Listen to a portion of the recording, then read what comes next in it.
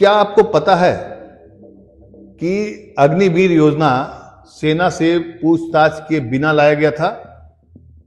क्या आपको पता है कि ओलंपिक में पहली महिला कुश्ती लड़ने वाली साक्षी मलिक ने कुश्ती से संन्यास ले लिया है और क्यों ले लिया है? क्या आपको पता है कि बजरंग पुनिया जो पद्मश्री पुरस्कार से सम्मानित है, उन्होंने अपना मेडल प्रधानमंत्री आवास के सामने, मतलब प्रधानमंत्री के आवास के आसपास फुटपाथ पर, जमीन पर, सड़क पर अपना पद्मश्री अवार्ड रख करके इसलिए वापस आ गए हैं क्योंकि उन लोगों को न्याय नहीं मिल रहा है। क्या आपको इन सारी खबरों के पीछे की सच्चाई पता है? बिल्कुल पता नहीं होगी, इसलिए कि मीडिया में इन खबरों को छोड़ दिया गया है, दबा दिया गया है, उसको भ्रमित करने का एक से एक षड्यंत्र रचा जा रहा है। और ये हम सब के लिए, आपके लिए, हमारे लिए कितना खतरनाक साबित होगा आने वाली पीढ़ियों के लिए, ये तो वक्त बताएगा। लेकिन मैं आपको आज 2-3 सवाल छोड़ के जा रहा हूं कि आप जरा सोचिएगा कि इस देश में क्या चल रहा है। कल एक टेलीविजन चैनल में हमने देखा कि एक मेले में कुछ नाच गाने वाली जो लड़कियां हैं वो गाना बजा रही थी, गाना गा रही थी। उसको सुन करके एक आशिक रो पड़ा, ये खबर हेडलाइन बनी हुई थी और उसको बड़े चटकारे के साथ न्यूज चैनल में चलाया जा रहा था। लेकिन उसी दिन बजरंग पुनिया, जो कि कुश्ती में अगर कुश्ती का नाम आता है तो बजरंग पुनिया, साक्षी मलिक, विनेश फोगाट, बबीता फोगाट, तमाम लोगों को हम लोग जानते हैं और हमारी पीढ़ियां, हमारे आने वाली पीढ़ियां उनको अपना रोल मॉडल मानती है। लेकिन कुश्ती संघ के जो अध्यक्ष थे, बीजेपी के सांसद बृजभूषण शरण सिंह, उन्होंने क्या कहा कि साक्षी ने भी संन्यास ले लिया और मैंने भी संन्यास ले लिया, इसलिए बात खत्म। सवाल यह है कि आपने क्या किया है? आप सिर्फ कुश्ती संघ के अध्यक्ष थे, एक राजनीतिक व्यक्ति हैं। और साक्षी मलिक रियो ओलंपिक में जब मेडल के लिए लड़ रही थी और जब उसका मैच चल रहा था, पूरा देश जग करके आंखें टकटकी लगाए हुए उसको देख रहा था। वो मैच कि ओलंपिक के में हमारी ये मेडल तो सुनिश्चित है, और सुनिश्चित करने वाली लड़की कौन थी? वो थी साक्षी मलिक। और जैसे ही ओलंपिक में उसने मेडल प्राप्त किया, उसके बाद प्रधानमंत्री, राष्ट्रपति, अमिताभ बच्चन, सचिन तेंदुलकर से लेकर अक्षय कुमार, तमाम देश झूम उठा। एक से एक ट्वीट किया गया कि तुम पर गर्व है साक्षी। लेकिन साक्षी जिस दिन रो रही थी, जिस दिन ये कह रही थी कि मैं अब कुश्ती से इसलिए संन्यास ले रही हूं क्योंकि कुश्ती संघ में बृजभूषण शरण सिंह के लोग, उसका बिजनेस पार्टनर अगर संघ में रहेगा तो मैं कुश्ती नहीं लड़ूंगी। और ठीक उसके दूसरे दिन बजरंग पुनिया ने अपना पद्मश्री अवार्ड ये कहकर लौटा दिया कि जब हमारे बहनों की, बेटियों की सुरक्षा नहीं होगी तो इस पुरस्कार का लेने का क्या फायदा। दोनों खिलाड़ी के बाद एक और खिलाड़ी वीरेंद्र यादव ने भी अपना अवार्ड लौटाने की घोषणा की।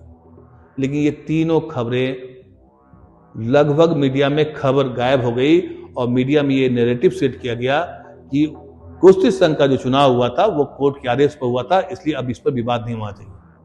लेकिन हमारी और आपकी ताकत, मतलब जनता की ताकत, एक कहावत है ना, एक पंक्तियां है, सिंहासन खाली करो कि जनता आती है। सोशल मीडिया और माउथ पब्लिसिटी की वजह से सरकार की इतनी किरकिरी हुई कि 3 दिन के बाद, मतलब उस प्रेस कॉन्फ्रेंस करने के बाद साक्षी मलिक के और उसका कुश्ती से संन्यास लेने के बाद सरकार ने कुश्ती संघ को भंग कर दिया।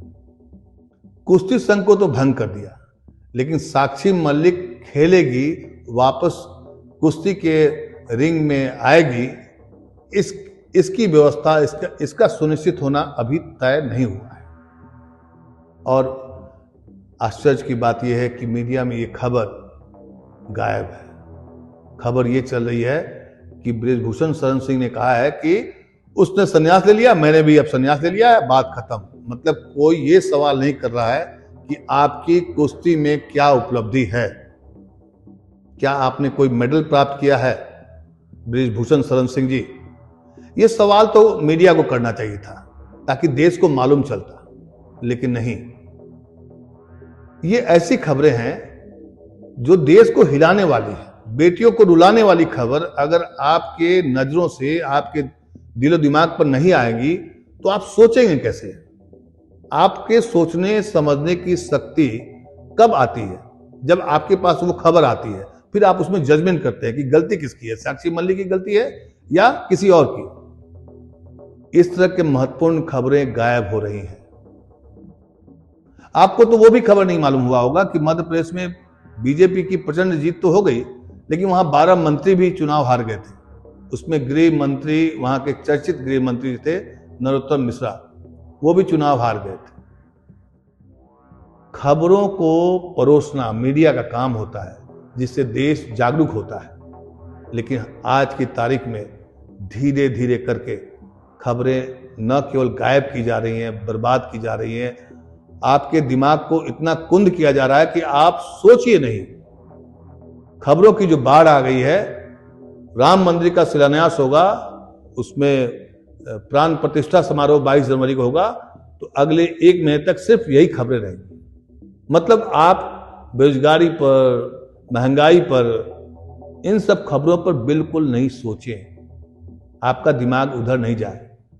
2 दिन पहले जम्मू कश्मीर में 5 जवान हमारे शहीद हो गए, और उसके बाद वहां के सेना के अधिकारियों ने जो पूछताछ की, उसमें 3 लोगों के संदिग्ध अवस्था में मौत हो गई, जिसको लेकर पूरा जम्मू कश्मीर में बवाल मचा हुआ है। वहां पर पूंछ और राजौरी में इंटरनेट पर प्रतिबंध लगा दिया गया है। तमाम ऐसी खबरें जो आपको सोचने के लिए, आपके दिलो दिमाग को कुरेदने के लिए होती है, उस खबर को गायब कर देती है। मैं जब इस खबर को सर्च कर रहा था कि मामला क्या है और सरकार का अगला स्टेप क्या होगा, तो अगला स्टेप कुछ नहीं हुआ, बस ये हुआ कि कुश्ती संघ को भंग कर दिया गया। कुश्ती संघ के भंग कर देने से क्या बजरंग पुनिया के जो मेडल लौटाने की जो घोषणा थी वापस हो गई? सरकार ने क्या देखा? क्या मीडिया ने इस खबर को ढूंढने का प्रयास किया? नहीं मिलेगी खबर आपको। क्या कुश्ती संघ के मान्यता रद्द होने के बाद सरकार के किसी प्रतिनिधि ने साक्षी मलिक से संपर्क किया कि अब आपकी मांगें पूरी हो गई है, उस व्यक्ति को हटा दिया गया है जिसकी वजह से आपकी नाराजगी थी, तो अब आप कुश्ती के रिंग में वापस लौटने का जो आपका निर्णय था उसको बदलिए, वापस आइए? ये तमाम ऐसी खबरें जो आपको, हमको, सबको मिलती है मीडिया के जरिए, वो खबरें गायब हो गई। खबरें आ रही हैं कि प्राण प्रतिष्ठा समारोह कब, कैसे, किस मुहूर्त में डाला जाएगा, ये तो खबर पहले आ चुकी है। इसको बार बार महिमा मंडित करना। अभी एक खबर और भी देख रहा था मैं। खबर ये है कि कर्नाटक बीजेपी ने एक पोस्टर रिलीज किया है। इसमें प्रभु श्री राम को हाथ में उंगली पकड़ते हुए उनको मंदिर की ओर जाते हुए दिखाया है, और उसमें जो कद है, मोदी जी का कद बड़ा किया गया है और प्रभु श्री राम का कद बहुत छोटा सा किया है। बालक वाला जो बाल काल का जो श्री राम का जो तस्वीर होता है उसको लगाया गया है। इस पर विवाद हो गया है। विवाद होना स्वाभाविक बात है। प्रभु श्री राम से बड़ा कोई नहीं, फिर उनका कद इतना छोटा क्यों किया गया है? लेकिन इस पर बहस नहीं होगी, इस पर चर्चा नहीं होगी। महंगाई, बेरोजगारी, इन जैसे मुद्दों पर और समाज को झकझोर देने वाली उस बेटी की रुदन वाली खबर को मीडिया ने ऐसे गायब किया, उसको खबर को ऐसे गायब किया। अगर आप इंटरनेट पर सर्च करेंगे, आप आज तक, एबीपी, तमाम न्यूज वेबसाइट्स को, तो वो खबर आपको किसी कोने में पड़ी हुई दिखाई पड़ेगी। ये बड़ा खतरनाक ट्रेंड चल पड़ा है। ट्रेंड नहीं चल पड़ा है, बल्कि ये लगातार कोशिश की जा रही है कि खबरों को दबाया जाए। लेकिन शायद मीडिया वाले ये भूल गए हैं, या पॉलिटिकल पार्टी वाले भूल गए हैं कि जनता जब जागती है, या अपना स्वतंत्रता का आंदोलन जो हुआ था उसमें मीडिया उतनी एक्टिव नहीं थी। उस समय सूचना का तंत्र जो था इतना विकसित नहीं हुआ था, फिर भी लोगों को एहसास होता था कि हाँ, अंग्रेज सरकार गलत कर रही है, और स्वाभाविक तौर पर लोग एक दूसरे से मिल जाते थे, जुड़ते थे, और फिर आंदोलन का स्वरूप तय होता था, और धीरे धीरे करके आखिरकार अंग्रेज को जाना पड़ा। हमारे देश में लगभग उससे बदतर स्थिति हो गई है। मैं ये नहीं कर रहा हूं कि बीजेपी सरकार बहुत गंदी सरकार है, लेकिन सूचना का संचार अगर गायब कर दिया जाए तो इससे खराब स्थिति क्या हो सकती है। सूचना का संचार ही अगर गायब कर दिया जाए और सिर्फ एक ही खबरों को परोसा जाए तो फिर क्या होगा, सोचिए जरा। सोचने की जरूरत है, क्योंकि देखिए पॉलिटिकल पार्टी वाले लोग क्या करते हैं, एक दूसरे की बुराई करते हैं, उनका काम है बुराई करना। बीजेपी कांग्रेस को गाली देगी, कांग्रेस बीजेपी को गाली देगी, शब्दों की मर्यादा रहती है कि नहीं रहती है वो अलग बात है, लेकिन देश की जनता सिर्फ इन दो पॉलिटिकल पार्टी में ही विभक्त नहीं है। देश सिर्फ इन दो पॉलिटिकल पार्टी का नहीं है, देश हम सब का है। मान लिया हम समर्थन करते हैं बीजेपी का, इसका मतलब ये नहीं कि कांग्रेस हमारा दुश्मन हो गया, या हम कांग्रेस का समर्थन करते हैं तो बीजेपी हमारा दुश्मन हो गया। ये तो राजनीतिक दल है, इनका काम है झूठ बोलना, अपने जुमलेबाजी को पेश करना।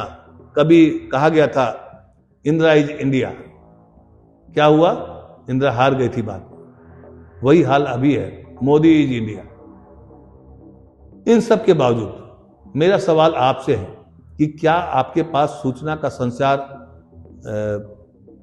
दिया जा रहा है? आपको मालूम चल रहा है कि देश में क्या चल रहा है?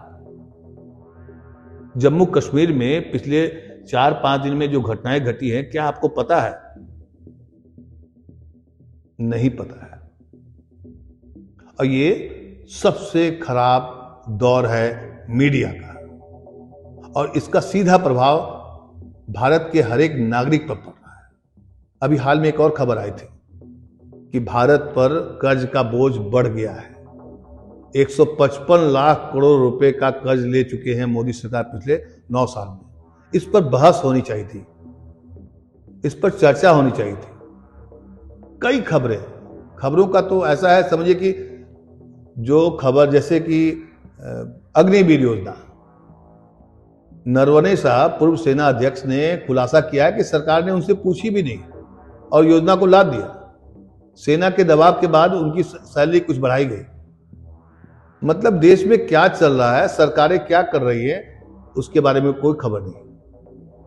संसद पर उसके सुरक्षा में चूक हुई, उसको लेकर के 155 सांसद सस्पेंड हो गए, निलंबित हो गए, खबर गायब है। मिमिक्री पर चर्चा हो रही है। देश को मिमिक्री बना दिया है मीडिया ने। सोचिएगा जरूर, इस खबर को सोचिए जरूर, क्योंकि मैं खबरों को तलाश करने का काम करता हूं, लेकिन खबर मिलती नहीं है। हम जैसे लोगों को भी खबर नहीं मिलती है, तो आपको कैसे मिलेगी?